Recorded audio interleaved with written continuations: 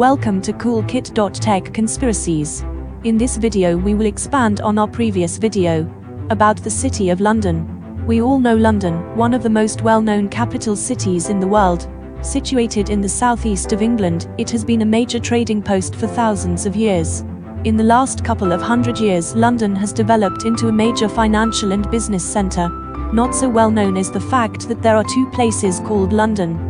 There is London, the large metropolis we all know, and then there is the City of London, a small area housed within the greater metropolis. This area is approximately 1 square mile and is sometimes called the City or the Square Mile. The city is quite detached from Greater London. It has its own laws, Lord Mayor and police force.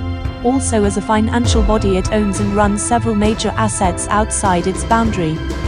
Tower Bridge is one of 5 London bridges owned and maintained by the Bridge House Estates, a charitable trust overseen by the City of London Corporation. This was formed by the city in 1282 and initially raised its funds through tolls. The other bridges run by Bridge House Estate are London Bridge, Southwark Bridge, Millennium Bridge, and Blackfriars Bridge. It is interesting that so many of the major bridges are owned by this charity. In addition to this, the city also manages large areas of land outside the city itself. Some of these are Hampstead Heath, Epping Forest, Burnham Beach, Highgate Wood and Queen's Park. Again, you might wonder why the city owns this property.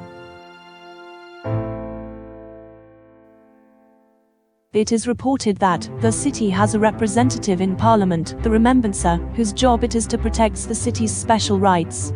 The laws passed by Parliament sometimes don't apply to the city, voting reforms being the most notable of recent laws.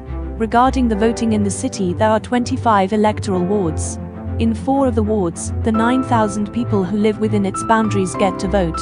In the remaining 21 wards, the votes are controlled by business. These are mostly banks and financial companies. The larger the business, the more votes they get. A company with 10 workers gets 2 votes, and the largest company gets 79. In these companies, the bosses appoint the voters, and therefore control the votes.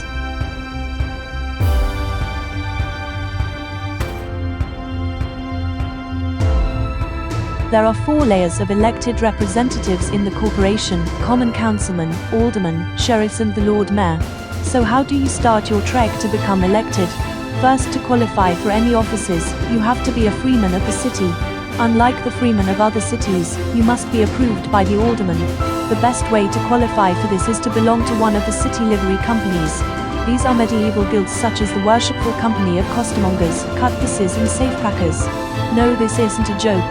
If you aim to become a sheriff, you must be elected from among the aldermen by the livery. Do you get how well sewn up this is?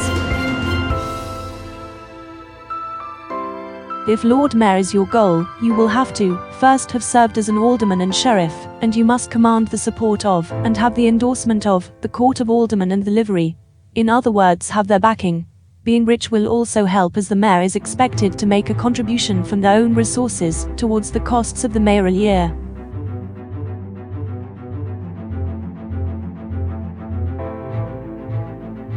Because the City of London Corporation exists outside many of the laws and democratic controls of the United Kingdom, the city is the only area of Britain over which Parliament has no authority. This power of the city only extends as far as the boundaries of the Square Mile. Over the years, UK governments have attempted to implement more democratic features to the City of London. All of these have failed due to its financial strength. The city, over the years, has taken advantage of this unique position to establish a kind of offshore state, actually within the UK. In effect, a secret jurisdiction with the control of a network of tax havens housed in the UK's overseas territories.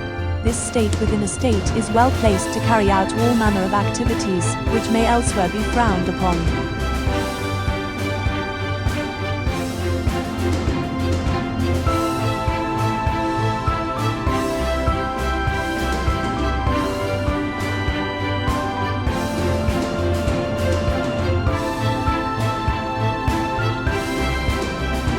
This autonomous state within a state could in effect render any attempt to regulate the global finance markets nigh on impossible.